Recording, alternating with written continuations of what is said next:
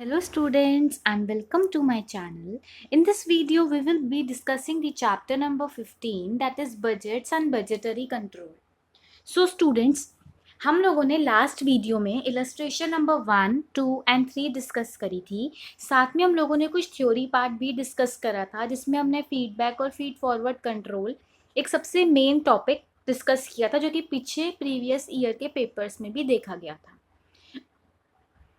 तो इस वीडियो में हम उससे आगे बढ़ेंगे। बाकी मैंने आपको बताया था कि मैं आपको इस चैप्टर में साइड बाय साइड बताते चलूँगी कि क्या क्या आपको थ्योरी में करना है और कौन सा आपको छोड़ देना है जो इम्पोर्टेंट नहीं है। तो स्टूडेंट, जो पीछे वाली वीडियो में इम्पोर्टेंट लगा मुझे थ्योरी में, that I have explain to you. Now in this video we will be starting from illustration number 4 because इससे पीछे मुझे कुछ भी थ्योरी में ऐसा एज सच इम्पोर्टेंट नहीं लगा है जिस पे हमें ज़्यादा ध्यान देने की ज़रूरत है। तो हम इलस्ट्रेशन नंबर 4 से स्टार्ट करेंगे। ठीक है, देखिए स्टूडेंट, ये चीज़ सबको पता है और सब लोग यही बोलते हैं कि अगर हमें सीए इंटरमीडिएट के एग्ज़ाम में पास करना है या फिर हमें अपने BCom honours whichever exam you are giving, उसके लिए अगर आपको अच्छे मार्क्स गेन करने हैं तो हमें ज़्यादा से ज़्यादा क्वेश्चंस प्रैक्टिस करके जाने हैं। ठीक है, तो हम ये इलस्ट्रेशंस को अच्छे से समझते हुए चलेंगे। इसमें लिखा हुआ है single product company estimated its quarter wise sales for the next year as under. यानी कि उन्होंने बोला है कि जो 4 क्वार्टर होते हैं एक साल में, quarter 1, quarter 2, quarter 3 and quarter 4, her quarter में उन्होंने कितना डिसाइड कर लिया कि हम इतनी इतनी सेल्स करेंगे, एस्टिमेट उन्होंने कर लिया है। आगे बोल रहे हैं opening stock of finish goods is 6000 units and the company expect to maintain the closing stock of finish goods at 12250 units at the end of the year. The production pattern in each quarter is based on 80% of sales of the current quarter and 20% of sales of the next quarter. See the thing is, students question में उन्होंने ये तो बता दिया कि भाई हमने इतना एस्टिमेट कर लिया कि क्वार्टर 1, क्वार्टर 2, क्वार्टर 3, क्वार्टर 4 में हम कितनी कितनी सेल्स करने वाले हैं। वो कह रहे हैं हम लोग प्रोडक्शन कितनी करेंगे। प्रोडक्शन हम करेंगे, मान लो अगर मैं फर्स्ट क्वार्टर की बात कर रही हूँ और मेरे को प्रोडक्शन डिसाइड करनी है तो मैं अपनी सेल्स का 80% और अगले क्वार्टर की सेल्स का 20% इसी क्वार्टर में प्रोड्यूस करूँगी। समझ में आया? सेल्स एस्टीमेट की तो प्रोडक्शन का भी तो कुछ अंदाज़ा लगाया होगा। तो यही उन्होंने लिखा है कि 80% of sales of current quarter, यानी कि अगर मैं फर्स्ट क्वार्टर की बात कर रही हूँ तो फर्स्ट क्वार्टर की सेल्स का 80% और अगले क्वार्टर की सेल्स का 20% हम लोग क्या करते हैं, प्रोडक्शन करते हैं। The company maintain this 20% of sales of next quarter as closing stock of current quarter। मतलब देखिए उन्होंने आपको हर एक इन्फॉर्मेशन दे दी, क्लोजिंग स्टॉक भी बता दिया कि कितना होगा, अगले साल की सेल्स का 20%। देखो सॉरी, अगले क्वार्टर की, देखो क्वार्टर वाइज सेल्स दे रखी है और इन्फॉर्मेशन डायरेक्ट दे रखी है, कुछ भी मुश्किल नहीं है। अभी करेंगे तो और अच्छे से समझ में आएगा।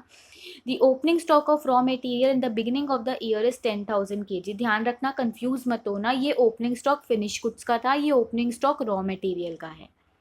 और ये क्लोजिंग स्टॉक फिनिश गुड्स का था, ये क्लोजिंग स्टॉक रॉ मटेरियल का है। वो कह रहे हैं जब हम फिनिश गुड बनाते हैं ना, तो एक फिनिश गुड की यूनिट बनाने के लिए मुझे 2 kg रॉ मटेरियल लगता है। अगर मुझे एक यूनिट फिनिश गुड की बनानी है तो कितना रॉ मटेरियल लगेगा, 2 kg रॉ मटेरियल लगता है।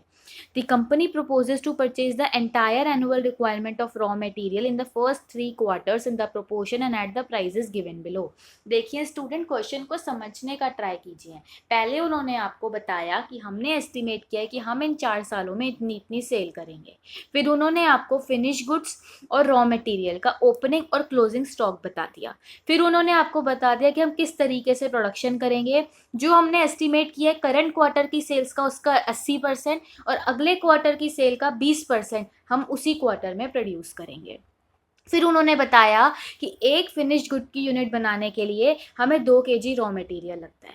अब एक चीज़ बताइए, अब आप खुद बताना मेरे को कि मैम अगर हमें प्रोडक्शन करनी है तो वी नीड रॉ मटेरियल, और उसी के लिए इन्फॉर्मेशन दे दिया कि रॉ मटेरियल आप लोग कैसे लेंगे। फर्स्ट क्वार्टर में 30% रॉ मटेरियल आप लोग खरीदेंगे, दूसरे क्वार्टर में 50% रॉ मटेरियल खरीदेंगे एंड तीसरे क्वार्टर में 20%, और इन सबको मिला के 100% रॉ मटेरियल आपके पास आ जाएगा। अब रॉ मटेरियल खरीदोगे, फ्री में तो कोई नहीं देगा, पैसे तो देने पड़ेंगे। तो अगर फर्स्ट क्वार्टर में 2 रुपये के हिसाब से, मतलब देखो क्या होता है, माल कहीं से पहले खरीदा जाता है, फिर उसकी प्रोडक्शन होती है एंड देन सेल की जाती है, वही तो चीज़ चल रही है। समझ में आया? अब देखिए student, the value of opening stock of raw material in the beginning of the year is 20,000। अब आप बोलोगे मैम अभी तो आया था रॉ मटेरियल का ओपनिंग स्टॉक, बिल्कुल आया था, बट ये जो यहाँ पे आया था ना ये केजी में आया था, और ये जो आपको दे रखा है ये रुपीज़ में दे रखा है, दोनों में फ़र्क है। एक तरफ क्वांटिटी दे रखी है और एक तरफ वैल्यू दे रखी है। उन्होंने आपको सबसे पहले बोला है कि प्रोडक्शन बजट बना दो, फिर रॉ मटेरियल कंजम्पशन बजट बना दो। ठीक है, कंजम्पशन मतलब कितना रॉ मटेरियल लगेगा, उसके बाद में परचेज वाला बना दो, वो भी उन्होंने इन्फॉर्मेशन दे रखी है। एंड देन वो आपको कह रहे हैं कि store laser card of raw material using FIFO method, first in first out. FIFO method क्या होता है, पहले जो माल खरीदा उसे पहले यूज़ करेंगे और जो बाद में खरीदा उसे बाद में यूज़ करेंगे। वो भी मैं बहुत ही अच्छे से आपको एक्सप्लेन करने वाली हूँ। तो सबसे पहले स्टूडेंट हमें प्रोडक्शन बजट बनाना है, और प्रोडक्शन बजट बनाने के लिए सबसे इंपॉर्टेंट लाइन ये वाली है कि the production pattern in each quarter is based on 80% of sales of the current quarter and 20% of the sales of the next quarter. अब बहुत ध्यान से सुनना और समझना आपका काम है, कोई भी डाउट है वो डाउट क्लियर करना मेरा काम है। देखिए, प्रोडक्शन बजट हमें बनाना है फर्स्ट, सेकेंड, थर्ड और फोर्थ क्वार्टर का, कोई दिक्कत नहीं, हम बना लेंगे। अब देखना, सेल्स पहले तो आप क्या करो, जब आपको ये चीज़ दिख गई कि जो आपका पूरा का पूरा प्रोडक्शन बजट है वो सेल्स के ऊपर डिपेंड करता है, ठीक है, 80% उसी क्वार्टर का और 20% उसके अगले वाले क्वार्टर का, तो हम क्या करेंगे, सबसे पहले सेल्स लिख देते हैं। बार बार बुक में से देखने से अच्छा है कि हम पहले यहाँ पे सेल्स मेंशन कर देते हैं।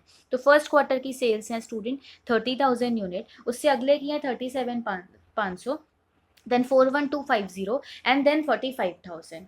ठीक है, तो टोटल सेल्स हमारी कितनी है, तो आपने बोला मैम 153,750 है। अब उन्होंने क्या बोला कि करंट क्वार्टर में जो आपको प्रोडक्शन करनी है वो किस तरीके से करनी है। देखो, सबसे पहले बात करो फर्स्ट क्वार्टर की। वो कह रहे हैं जिस भी क्वार्टर में आप लोगों ने सेल्स अपनी एस्टिमेट कर रखी है उस क्वार्टर की प्रोडक्शन की वो आपसे बात कर रहे हैं। वो कह रहे हैं उसी क्वार्टर का 80%, यानी कि 30,000 का 80%, 24,000, और अगले क्वार्टर का 20%, अगले क्वार्टर का 20%। बस ये सिंपल सी लाइन लिखी हुई है, इतनी प्रोडक्शन हम लोग कर देंगे। कितना, उसी क्वार्टर की सेल्स का 80% और अगले क्वार्टर की सेल्स का 20%, यानी कि 7,500। सेम वे में उसी क्वार्टर की सेल्स का 80%, तो पहले तो 80% हर एक का लिख दो, एंड देन उसके अगले वाले 41,250 का 20%, 8,250, 45,000 का 20%, 9,000, मतलब कि उसके अगले वाले का यहाँ आ गया, इसके अगले वाले का यहाँ आ गया, इसके अगले वाले का यहाँ आ गया। आप बोलोगे मैम यहाँ पे क्या लें हम, मैं तो अटक गया, बच्चा क्या करेगा, पेपर में छोड़ाएगा। भाई ऐसा नहीं करना, साफ साफ क्वेश्चन में लिखा हुआ है कि maintain the closing stock of finish goods at 12250। अब आप बोलोगे मैम रॉ मटेरियल का क्यों नहीं लिया, भाई प्रोडक्शन कर रहे हो, जब प्रोडक्शन करोगे ना तो प्रोडक्शन के बाद आपके पास फिनिश गुड्स हाथ में आएंगे, रॉ मटेरियल हाथ में नहीं आएगा। प्रोडक्शन करने के लिए रॉ मटेरियल चाहिए, बट प्रोडक्शन करने के बाद you will get finish goods. इसीलिए यहाँ पे फिनिश गुड्स का क्लोजिंग स्टॉक लेंगे, जो कि हमें क्वेश्चन में गिवन था ऑलरेडी। जो बच्चा ये समझ गया उसे समझ में आ जाएगा। किया क्या, उसी क्वार्टर की सेल्स का 80% ले लिया और अगले वाले क्वार्टर का 20% ले लिया, और ये ऑलरेडी हमें क्वेश्चन में गिवन था। समझ में आया। तो अब टोटल प्रोडक्शन कितनी हुई, देखो ये तो सेल्स थी, इसको तो छोड़ दो। अब यहाँ पे टोटल प्रोडक्शन कितनी हुई आप मुझे बताइएगा। 24,000 प्लस 7,500, 31,500, देन इन दोनों को प्लस किया 38,250, देन इन दोनों को प्लस किया 42,000, एंड हियर वी गॉट 48,250। तो इन टोटल हमारी प्रोडक्शन कितनी हुई है स्टूडेंट, 1,60,000 की। सेल्स हम लोग कितनी कर रहे थे, इतनी, और प्रोडक्शन कितनी हुई है, इतनी। बहुत ही आसानी से हम लोगों ने प्रोडक्शन बजट प्रिपेयर कर लिया। अब आप मेरे को एक चीज़ बताना, आपने अभी क्या देखा था कि उन्होंने क्या बोला हुआ था कि हमें जब एक यूनिट फिनिश गुड की बनानी होती है तो हमें रॉ मटेरियल कितना चाहिए, 2 kg। तो अब वो कह रहे हैं रॉ मटेरियल कंजम्पशन, मतलब रॉ मटेरियल कितना लगेगा ये भी बता दो। भाई जो फर्म होती है ना स्टूडेंट, उसको अलग अलग चीज़ों के बजट बनाने पड़ते हैं। पहले तो उन्हें सेल का बजट बनाना पड़ता है, कैश कितनी लगेगी, कहाँ से आएगी, ये सोचना पड़ता है, कितनी प्रोडक्शन करनी होगी, उसके लिए रॉ मटेरियल कहाँ से खरीदेंगे, कितने प्राइस पे खरीदेंगे। अब पहले मैं ये डिसाइड करूंगी कि रॉ मटेरियल कितना खरीदेंगे, कि पहले ये डिसाइड करूंगी कि रॉ मटेरियल लगेगा कितना। जब मुझे ये पता लग जाएगा कि रॉ मटेरियल लगेगा कितना, फिर ही तो मैं उसको परचेज करने जाऊंगी ना। तो पहले तो मुझे ये पता होना चाहिए कि रॉ मटेरियल लगेगा कितना, तो वही हम यहाँ से पता लगाएंगे कि रॉ मटेरियल कंज्यूम कितना हो रहा है। अब आप मेरे को बताना, यूनिट्स प्रोड्यूस कितनी होनी है, 31,500, 38,250, 42,000 और 48,250, ये तो अभी हम निकाल के आए हैं अभी, है ना, प्रोडक्शन बजट में। तो उन्होंने बोला जितनी यूनिट्स प्रोड्यूस करनी है उसका 2 kg हमें रॉ मटेरियल चाहिए। यानी कि मुझे रॉ मटेरियल इधर कितना लगेगा, 63,000, 76,500, 84,000 एंड 96,500। मतलब मुझे 2 kg रॉ मटेरियल चाहिए था ना, क्वेश्चन में बोल रखा था, बोल देगा 3 kg 3 से मल्टीप्लाई कर देना, बोल देगा 5 kg 5 से मल्टीप्लाई कर देना। तो रॉ मटेरियल इन टोटल कितना कंज्यूम हो गया, 3,20,000, जो कि हमें दिख ही रहा था कि जब 2 kg हमें चाहिए, जितनी प्रोडक्शन करनी है उसका 2 kg, यानी कि हमें इतना रॉ मटेरियल लगेगा। अब हम इस रॉ मटेरियल को खरीदने जाएंगे। बट देखो क्या होता है, अगर तो फर्म पहले पिछले साल से अपना ये मैन्युफैक्चरिंग प्रोडक्शन करती हुई आ रही है, तो हो सकता है कि उन लोगों के पास कुछ ओपनिंग स्टॉक पड़ा हो, है ना, और क्लोजिंग बैलेंस भी हमें क्वेश्चन में ऑलरेडी गिवन था।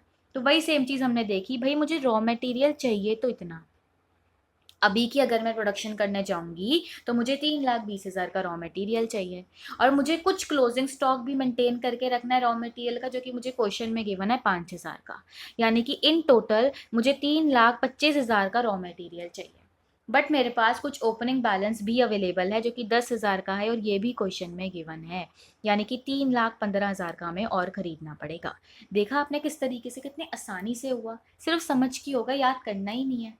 प्रोडक्शन के लिए 3,20,000 चाहिए, क्लोजिंग स्टॉक भी मेंटेन करना, उसके लिए 5,000 चाहिए। इन टोटल हमें 3,25,000 का रॉ मटेरियल चाहिए था, बट कुछ ओपनिंग बैलेंस अवेलेबल था।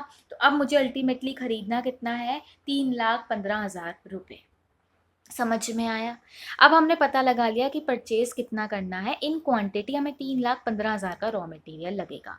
अब हम पता लगाएंगे कि हमारा कितना पैसा खर्च हो जाएगा ये रॉ मटेरियल खरीदने में। उन्होंने बोला था फर्स्ट क्वार्टर में 30% खरीदना, उसके अगले क्वार्टर में 50% और उसके अगले क्वार्टर में 20% खरीदना बोला था। यानी कि 3,15,000 का 30%, 94,500 हम फर्स्ट क्वार्टर में खरीदेंगे। 3,15,000 का 50%, 15,75,000 हम लोग सेकेंड क्वार्टर में खरीदेंगे।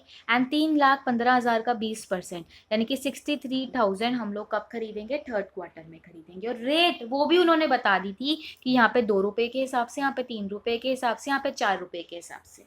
ये पर केजी है और ये टोटल है। तो 94,500 इंटू में 2, 1,89,000, 15,75,000 मल्टीप्लाई में 3, 47,25,000, 63,000 मल्टीप्लाई में 4, 2,52,000 रुपीज़। तो इन टोटल भाई मेरा खर्चा आ रहा है 91,35,000 का रॉ मटेरियल को परचेज करने में, और मैं टोटल परचेज कितना कर रही हूँ, 3,15,000।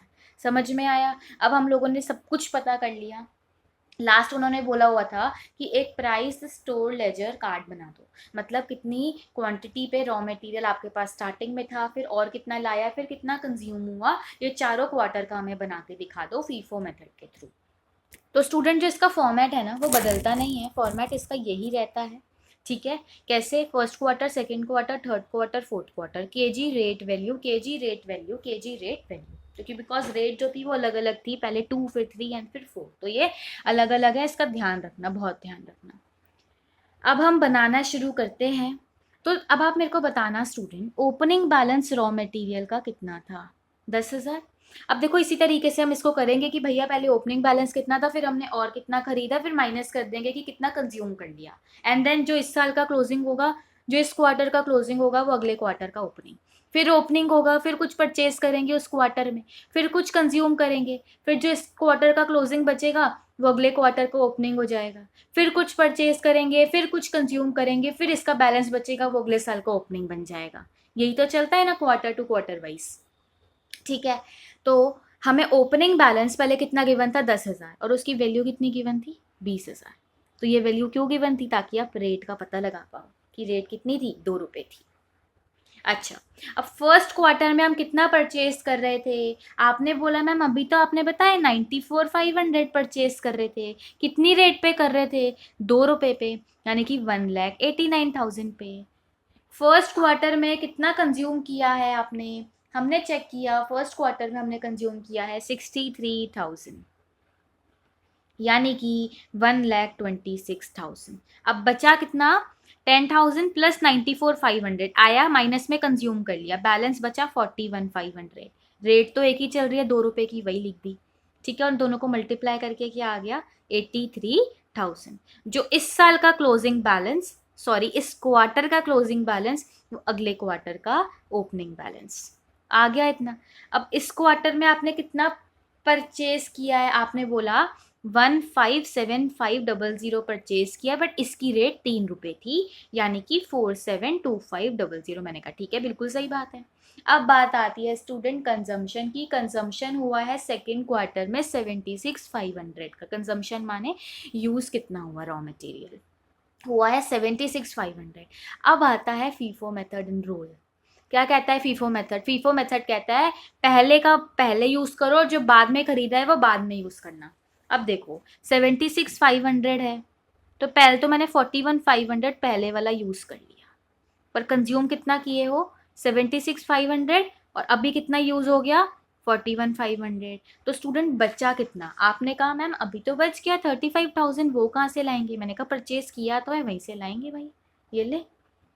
बस फर्क पता है क्या पड़ गया? फीफो मेथड कहता है फर्स्ट इन फर्स्ट आउट, जो पहले अंदर आया वो पहले बाहर जाएगा। पहले वाला रॉ मटेरियल पहले यूज़ कर लो, फिर बाकी जितना भी बच जाए वो नए वाले माल में से उठा लेना। अब देखो 41,500 जितना था वो तो यहाँ पे यूज़ हो गया, इसका तो कोई बैलेंस अब बचा नहीं। अब जो 157500 था उसमें से हमने 35,000 यूज़ कर लिया है ना, तो अब बचा कितना स्टूडेंट, 122500। रेट कितनी है, 3 रुपये की रेट है, यानी कि कितना हुआ, 367500। जो इस क्वार्टर का क्लोजिंग वो अगले क्वार्टर का ओपनिंग, यानी 122500 की रेट थी 367500। अब इस क्वार्टर में आपने कितना परचेज किया है, आपने बोला मैम 63,000 जो है वो हमने परचेज़ किया है, और वो भी हमने परचेज़ किया 4 रुपये के हिसाब से, यानी कि 2,52,000। अब स्टूडेंट थर्ड क्वार्टर में कंजम्पशन कितनी हुई है? आपने कहा कि मैम कंजम्पशन हुई है, एक सेकेंड, तो कि हम नेगेटिव में लिखेंगे क्योंकि ये कम हो रहा है ना, ओके। तो थर्ड क्वार्टर में कंजम्पशन हुई है 84,000 की। फर्स्ट इन फर्स्ट आउट, जो पहले अंदर आया था उधर से ही लो, 84,000 हम लोगों ने डायरेक्टली यहीं से ले लिया। रेट थी 3 रुपये के हिसाब से, यानी कि 2,52,000। ओके, अब आप मेरे को बताना, इसमें से हमने 84,000 ले लिया, तो अब बैलेंस कितना बचा? आपने कहा 38,500 का बैलेंस बचा 3 रुपये के हिसाब से, यानी कि 115500। और ये तो पूरा का पूरा ही बच गया, क्योंकि जितना भी परचेज हुआ ये यूज़ ही नहीं हो पाया, तो ये तो मैंने डायरेक्टली लिख दिया। ठीक है, इतनी डिटेल में कोई नहीं समझाएगा student, I am explaining you each and everything. फिर भी कोई डाउट आता है आप मेरे से पूछ सकते हैं। ठीक है, अब इस साल का जो क्लोजिंग था वो अगले साल का ओपनिंग बन जाएगा, यानी कि 38,500 @3 115500, 63,000 @4252123 हो गया इतना। ओके, अब क्या करेंगे आगे, हम ये करेंगे, अब देखेंगे इस तो कि अब परचेज तो हुई नहीं, परचेज सिर्फ फर्स्ट सेकंड और थर्ड क्वार्टर में हुई थी, फोर्थ क्वार्टर में कुछ भी परचेज तो हुआ नहीं है। अब बात आती है कंजम्पशन की कि रॉ मटेरियल यूज़ कितना हुआ। उन्होंने बोला 96,500 हुआ। फिर से वही फर्स्ट इन फर्स्ट आउट, पहले जो आया पहले उसे यूज़ करो, यानी कि 38,500 तो आप पूरा का पूरा कंज्यूम कर ही लोगे पहले। अब आप मेरे को बताना, कंजम्पशन हुई है 96,500 की, 96,500 में से 38,500 तो ये यूज़ हो गया, बाकी का बैलेंस कितना बचा, 58,000। तो वो कहाँ से ले लेंगे, 4 रुपये वाले में से ले लेंगे। तो ये कितना आ गया, ये आ गया 2,32,000। अब देखो मेरी बात सुनना, अब इधर बैलेंस बचेगा, बहुत ज़रूरी है, ध्यान से सुनना। ये 38,500 तो पूरा 38,500 यूज़ ही हो गए, तो कुछ नहीं बचा। बट 63,000 में से आपने सिर्फ 58,000 यूज़ किया है, मतलब 5,000 का बच गया। रेट कितना है, 4, मतलब कि ये हमारा एट द एंड बैलेंस बच गया है, जो कि अगले साल के फर्स्ट क्वार्टर का ओपनिंग बैलेंस बन जाएगा। समझ में आया कितने आसानी से हमने किया? एक बार इस प्राइस स्टोर लेजर को दोबारा से देख लेना, फिर ये समझ में आ जाएगा। उसके बाद एक बार इसको अपने आपने बाय हैंड ट्राई करके देखना है, देन ये हो जाएगा स्टूडेंट्स। इसके बाद में स्टूडेंट अगर हम नेक्स्ट इलस्ट्रेशन देखें, इसमें बोला हुआ है a company is engage in manufacture of specialize sub assemblies require for certain electronic equipment. यानी कि एक जो कंपनी है वो मैन्युफैक्चरिंग में लगी हुई है, इलेक्ट्रॉनिक इक्विपमेंट के लिए जिन जिन असेंबलीज की ज़रूरत पड़ती है उनको बनाने में लगी हुई है। कंपनी ने कहा है कि दिसंबर में सेल किस तरीके से होगी। देखो ये सब असेंबलीज वो लोग बेचते हैं। एसीबी, एमसीबी, डीपी, मान लो ये उनके वो वाले मटेरियल हैं जिनको वो बेचते हैं, जिनकी वो प्रोडक्शन करते हैं। उन्होंने कहा है दिसंबर में हम इस रेशो में सेल कर पाएंगे 3:4:2, यानी कि सबसे ज़्यादा ये बिकेगा, फिर ये बिकेगा एंड देन ये बिकेगा। ठीक है, ओके मैम। पहले क्वेश्चन तो समझ लो कैसे करना है, वो देख लेंगे यार, पहले क्वेश्चन तो समझ में आ जाए। The following is the schedule of components required for manufacture. अब अगेन वही बात यार, मैन्युफैक्चर करोगे तो मैन्युफैक्चर करने के लिए कुछ चीज़ें भी तो लगेंगी। तो चीज़ें क्या क्या लगेंगी? बेस बोर्ड लगेगा, IC08 लगेगा, IC12 लगेगा एंड IC26 लगेगा। और सेलिंग प्राइस भी बता दिया कि इस प्राइस पे हम ACB, MCB और DP को बेचेंगे। यानी कि जब मुझे एक ACB बनाना है ना, तो एक बेस बोर्ड चाहिए, 8 IC08 चाहिए, 4 IC12 चाहिए और 2 IC26 चाहिए। इसी तरीके से उन्होंने आपको हर एक का बता दिया। और परचेज प्राइस भी बता दिया कि जब एक बेस बोर्ड खरीदोगे तो 60 रुपये का आएगा, एक IC08 20 रुपये का है। तो ध्यान रखना, अगर कोई 8 खरीदेगा तो 160 का हो जाएगा, 40 का हो जाएगा, 40 का हो जाएगा। ये एक का गिवन है कि एक IC08 कितने का है, एक IC12 कितने का है, एक IC26 कितने का है। आई होप इतना तो आपको समझ में आ गया होगा। अब आगे उन्होंने ये भी बता दिया कि भाई लेबर भी लगती है, ऐसे नहीं परचेज होता। मतलब हम लोगों को सामान तो ला के दे देते हैं बट मटेरियल लेबर की भी हमें ज़रूरत पड़ती है। तो लेबर क्या कह रही है? लेबर कह रही है भाई लेबर भी दो तरीके की है, एक ग्रेड A की लेबर है, ग्रेड B की लेबर है। ग्रेड A की लेबर को 8 घंटे लगते हैं ACB बनाने में, फिर 16 घंटे लगते हैं ग्रेड बी की लेबर को। ऐसे ही ग्रेड ए MCB के लिए 6 घंटे और DP के लिए 4 घंटे लेती है। ग्रेड बी की लेबर MCB के लिए 12 घंटे और DP के लिए 8 घंटे लेती है। और वो लोग हर घंटे के हिसाब से ग्रेड ए 5 रुपये लेती है हर घंटे, और ग्रेड बी जो है वो 4 रुपये पर घंटे लेती है। और ये वेरिएबल ओवरहेड्स भी इंकर हो रहे हैं। कोई दिक्कत है क्या? क्वेश्चन देख के बच्चा कंफ्यूज ही हो जाता है, क्या दे दिया यार, उन्होंने बता दिया ना। देखो हमने ये चीज़ पढ़ी थी कि कोई भी चीज़ को बनाने के लिए 3 चीज़ें लगती है, मटेरियल, लेबर, ओवरहेड। तीनों चीज़ें दे दी, ये मटेरियल बता दिए, लेबर बता दिए, ओवरहेड बता दिए। अब लेबरर काम कितना करते हैं? 8 घंटे या डे और 25 दिन अ मंथ, मतलब एक महीने में 25 दिन काम करते हैं और एक दिन में 8 घंटे काम करते हैं। देन उन्होंने आपको ओपनिंग स्टॉक भी बता दिया और क्लोजिंग स्टॉक के बारे में इंफॉर्मेशन दे दी है। ठीक है, ओपनिंग स्टॉक तो पहले उन्होंने आपको, मतलब जो वो लोग बेचते हैं, वो जो कंपोनेंट लग रहे हैं इसको बनाने के लिए, उसका भी ओपनिंग स्टॉक बता दिया है। वेरिएबल ओवरहेड यहाँ पे दे दिया था और फिक्स्ड ओवरहेड यहाँ पे बता दिया है। और उन्होंने कहा है कि भाई हमने ये सेट कर लिया है कि हमारा दिसंबर में प्रॉफिट कितना होगा, 12 लाख रुपए का प्रॉफिट होगा। तो कि देखो एक टारगेट बना के उन्हें चलना पड़ता है, उसी के हिसाब से एक फर्म के आगे के फंक्शंस चलते हैं। आगे बोला हुआ है कि कंपनी जो है वो ये कह रही है कि हम लोग अपना क्लोजिंग स्टॉक ना 10% कम रखेंगे ओपनिंग स्टॉक से। यानी कि जितना मेरा ओपनिंग स्टॉक होता है उसका 10% कम क्लोजिंग स्टॉक रहेगा। सिंपल। सबसे पहले हमें सेल्स बजट बनाना है, प्रोडक्शन बजट बनाना है, फिर कितना हमें यूज़ करना है कंपोनेंट, फिर उसको परचेज करेंगे एंड देन जो लेबर यूज़ हो रही है उससे रिलेटेड भी हमें बजट बनाना है। तो स्टूडेंट क्वेश्चन मुश्किल नहीं था। पहले तो आपको क्वेश्चन में ना इन्फॉर्मेशन क्लियर होनी चाहिए कि क्या क्या गिवन थी। ये अब आपको समझ में आ गया हो तो अब हम आगे बढ़ेंगे स्टूडेंट्स। अब स्टूडेंट इस क्वेश्चन में हुआ क्या ना, हमें एक चीज़ की इन्फॉर्मेशन नहीं गिवन थी कि ये लोग ने ये तो बता दिया कि सेल्स 3:4:2 की रेशियो में होंगी, बट कितने बैचेस प्रोड्यूस होंगे ये इन्फॉर्मेशन हमें क्वेश्चन में गिवन नहीं थी। अब मैं ये तो एज्यूम करती हूँ कि अगर आप लोग बुक के लास्ट चैप्टर पे आ गए हो सीधा बजट्स पे, तो इससे पीछे वाले चैप्टर भी आपने किए होंगे। तो इससे पीछे वाला ही चैप्टर हमारा था मार्जिनल कॉस्टिंग। मार्जिनल कॉस्टिंग के चैप्टर में हमने पढ़ा था कि हम लोग कॉन्ट्रीब्यूशन किस तरीके से निकालते हैं। तो हमें क्या करना पड़ेगा स्टूडेंट? उन्होंने आपको क्या बोला था? Sales will be in the ratio of 3:4:2। तो हमें सबसे पहले कंट्रीब्यूशन निकालना पड़ेगा and then with the help of this ratio we will be calculating the number of batches to be sold. तो कि वो हमें क्वेश्चन में गिवन ही नहीं था। मैम क्या बोल रहे हो, समझ नहीं आ रहा यार। पिछले वाले क्वेश्चन में तो मैं बता नहीं रखा था कि सेल्स कितनी हो रही है हर क्वार्टर में, फर्स्ट सेकंड थर्ड फोर्थ में बता रखा था ना, वो नहीं बता रखा। वो निकालना पड़ेगा और उसके लिए हमें वर्किंग नोट बनाना पड़ेगा। ये क्वेश्चन में गिवन नहीं है। जो बच्चा ये समझ गया कि ये वाली इंफॉर्मेशन यहाँ पे मिसिंग थी, वही बच्चे को पिछले वाला क्वेश्चन समझ में आया है। वहाँ पे हमें सेल्स गिवन थी first second third fourth quarter की, यहाँ पे हमें बता ही नहीं रखा यार कि ये ACB, MCB और DP को कितना कितना बेच रहे हैं। वो हमें पता लगाने के लिए कि कितना बेच रहे हैं हमें पहले कॉन्ट्रीब्यूशन निकालना पड़ेगा। कॉन्ट्रीब्यूशन कैसे निकलता था? सेल्स माइनस में वेरिएबल कॉस्ट। जिसने मार्जिनल कॉस्टिंग किया उसे पता होगा कि sale minus variable cost give you contribution. वही हम यहाँ पे करेंगे, सेल में से वेरिएबल कॉस्ट माइनस करेंगे। तो सबसे पहले हमें सेल्स गिवन कितनी थी, सेलिंग प्राइस स्टूडेंट 520, 500, 350। कंफ्यूज मत होना, सेलिंग प्राइस गिवन है बट सेल कर कितना रहे ना ये नहीं बता रखा है आपको। रेशियो बता दिया कि भाई 3:4:2 की रेशियो में सेल होगा, बट कितने बैचेस हैं वो नहीं पता है, उसके लिए हम लोग ये वर्किंग नोट बना रहे हैं। पहले मैंने बताया ये है सेलिंग प्राइस। अब हम इसमें से सारी वेरिएबल कॉस्ट माइनस करेंगे। वेरिएबल कॉस्ट तीन ही चीज़ों की आएंगी, मटेरियल, लेबर, ओवरहेड। वही तीनों हमने लेनी है। सबसे पहले मटेरियल स्टूडेंट। ओके, तो हमारा बेस बोर्ड कितना लग रहा था, बेस बोर्ड हमारा 60 रुपये के हिसाब से था, ये 20 रुपये के हिसाब से, 12 रुपये के हिसाब से और ये 8 रुपये के हिसाब से ऑलरेडी क्वेश्चन में गिवन है। ओके मैम, अब 60 रुपये के हिसाब से एक बेस बोर्ड यहाँ चाहिए, एक बेस बोर्ड यहाँ चाहिए, एक बेस बोर्ड यहाँ चाहिए, क्वेश्चन में गिवन था। ओके, अब एक ACB को बनाने के लिए हमें 8 IC08 लगते हैं।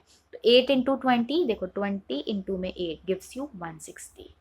ठीक है, उसके बाद MCB कितने चाहिए, MCB उन्होंने बोला हुआ है कि हमें 2 लगते हैं। ठीक है, यानी कि 2 इंटू में 20 gives you 40। And then student DP को कितने लगते हैं, IC08 2, यानी कि 2 इंटू में 20 40। लगते कितने हैं, मल्टीप्लाई में प्राइस तो सेम रहेगा, 20 रुपये इधर, 20 रुपये इधर, 20 रुपये इधर। अच्छा, अब IC12 कितने लगते हैं, इधर 4, 4 इंटू में 12 48, इधर 10, 10 इंटू में 12 120, इधर लगते हैं 4, फिर से वही 4 इंटू 12 48। IC26 कितने लगते हैं, 2 इंटू में 8 16, 6 इंटू में 8 48, एंड देन 8 इंटू में 8 यानी कि 64। इतने इतने हमारे सारे मटेरियल की कॉस्ट आ गई। अब लेबर स्टूडेंट, लेबर के लिए उन्होंने बोला हुआ था कि इधर वो 8 घंटे देता है ACB के लिए और 5 रुपये वो लेता है। देखो ग्रेड A वाली लेबर 5 रुपये ले रही थी और ग्रेड B वाली लेबर 4 रुपये ले रही थी, तो 8 इंटू में 5 40। उसके बाद इधर वो देता है 6 घंटे, 6 इंटू में 5 30, इधर देता है 4 घंटे, 4 इंटू में 5 20। अच्छा, ग्रेड B की लेबर इधर देती है 16 घंटे, 16 इंटू 4 64, इधर 12 घंटे, 12 इंटू 4 48, इधर देती है वो 8 घंटे, तो 8 इंटू में 4 32। और variable production overhead directly given था, इधर 36, इधर 24, इधर 24। तो ये हमने टोटल अपनी निकाल ली, पहले मटेरियल ले लिया, फिर लेबर ले लिया एंड देन ओवरहेड ले लिया। तो टोटल मार्जिनल कॉस्ट आपकी कितनी आ गई, आपने कहा 424, 370 एंड 288। अब हमें चाहिए कंट्रीब्यूशन। कंट्रीब्यूशन के लिए क्या फॉर्मूला बताया, sales minus variable cost, sales minus variable cost, यही अब हम करेंगे। तो वही मैंने कर दिया, सेल माइनस वेरिएबल कॉस्ट, तो इधर आ गया 96, इधर आ गया 130 और इधर आ गया 62। अब वही सेल्स रेशियो आपको कितना गिवन था, 3:4:2, यानी कि स्टूडेंट अब हमने यहाँ पे पता लगा लिया, 96 इंटू में 3 288, 130 इंटू में 4 520, 62 इंटू में 2 124, जिसको प्लस करके आ रहा है 932। समझ में आया अब आपको इतना, अब हमने पता लगाया। अब मेरे को बताना, कंट्रीब्यूशन के हमने पिछले वाले चैप्टर में 2 फॉर्मूले पढ़े थे। एक फॉर्मूला था सेल्स माइनस वेरिएबल कॉस्ट और एक फॉर्मूला था हम लोगों का कि फिक्स्ड कॉस्ट प्लस में प्रॉफिट। यही 2 फॉर्मूले थे स्टूडेंट। ये वाला फॉर्मूला तो यूज़ कर लिया, अब हम ये वाला फॉर्मूला यूज़ करेंगे। तो कि अब मुझे कंट्रीब्यूशन की वैल्यू चाहिए, क्या चाहिए, वैल्यू चाहिए। ठीक है, तो कैसे निकलेगा, फिक्स्ड कॉस्ट ऑलरेडी क्वेश्चन में गिवन थी और प्रॉफिट वो भी उन्होंने बता रखा था कि हमने 12 लाख का सेट कर रखा है। तो अब मेरे पास कंट्रीब्यूशन की वैल्यू आ गई, ये वैल्यू नहीं थी, ये वैल्यू है। अब मैं पता लगाऊंगी कि मेरे को कितने नंबर ऑफ बैचेस चाहिए, कैसे, 1957200 डिवाइडेड बाय 932। समझ में आया, कितना आ गया, 2100 बैचेस। स्टूडेंट आई नो थोड़ा सा अलग है, थोड़ा सा कॉम्प्लिकेटेड है, बट मुश्किल नहीं है। कंट्रीब्यूशन के पूरी बुक में सिर्फ 2 ही फॉर्मूले हैं। पहला formula sales minus variable cost और दूसरा फॉर्मूला है फिक्स्ड कॉस्ट प्लस प्रॉफिट। हमने दोनों ही लगाने हैं। इसके थ्रू हमने कंट्रीब्यूशन मल्टीप्लाई में सेल्स रेशियो निकाला, बट कंट्रीब्यूशन की वैल्यू हमारे पास इस फॉर्मूले से आई। फिर हमने पता लगा लिया कितने नंबर ऑफ बैचेस है जो कि हमने सोचा है कि हम लोग बेचेंगे। तो वो है स्टूडेंट कंट्रीब्यूशन की value divided by contribution multiply में सेल्स रेशियो। तो 2100 बैचेस आ गए। एक बार दोबारा देख लेना इसको, कोई डाउट आता है मेरे से कमेंट्स में पूछ लेना। अब सेल बजट कैसे बनेगा स्टूडेंट, आप मेरे को खुद बताओ यार, कितनी सेल करनी है? यहाँ पे 3 के हिसाब से करनी थी, यहाँ पे 4 और यहाँ पे 2। यही तो बोलता 3:4:2। और मैं बार बार यही कह रही हूँ कि 3:4:2 रेशियो गिवन थी, बट नंबर ऑफ बैचेस नहीं बता रखे थे, वो निकालने के लिए पूरा वर्किंग नोट करना पड़ा। I hope it is clear now. ठीक है। और सेलिंग प्राइस तो आपको बता ही रखा था, इधर 520 था, इधर 500 था, इधर 350 था। कितना आ गया स्टूडेंट इधर? 3276123, देन 42 लाख। ठीक है। और इधर कितना आ गया? आपने बोला मैम 1471234। टोटल कितनी सेल्स होगी? 89,46,000 की हमारी सेल्स हो गई। राइट। तो इसके आगे का क्वेश्चन हम लोग नेक्स्ट वीडियो में कवर करेंगे स्टूडेंट। ठीक है। फिलहाल इस क्वेश्चन में वर्किंग नोट पे मैंने थोड़ा ज़्यादा जोर डाला क्योंकि वो थोड़ा नया था। ठीक है भाई, ISI वालों की ना एक खासियत है, अगर ऐसा कोई कॉम्प्लिकेटेड क्वेश्चन देते हैं ना तो सेम दे देते हैं वो लोग। और बुक करके जाना तो भाई मैंडेटरी है, हर कोई यही कहता है, मैं भी यही कहती हूँ। अच्छे से करना इस क्वेश्चन को, मुश्किल नहीं है। एक बार खुद से बाय हैंड प्रैक्टिस करके देखिए, अदरवाइज मेरे से कमेंट सेक्शन में पूछिए, हमको जो भी डाउट आता है वी क्लियर योर डाउट। ठीक है। तो इसके आगे का क्वेश्चन हम लोग नेक्स्ट वीडियो में कंप्लीट करेंगे student. So that's it for this video students. I hope आपको ये क्वेश्चन अच्छे से समझ में आ गए होंगे, कोई भी डाउट नहीं रहा होगा। स्टिल आपको कोई भी डाउट होता है तो आप मेरे से कमेंट सेक्शन में पूछ सकते हैं। एंड अगर आपको ये वीडियो यूजफुल लगी हो तो वीडियो को लाइक करना, शेयर करना और मेरे चैनल को सब्सक्राइब करना।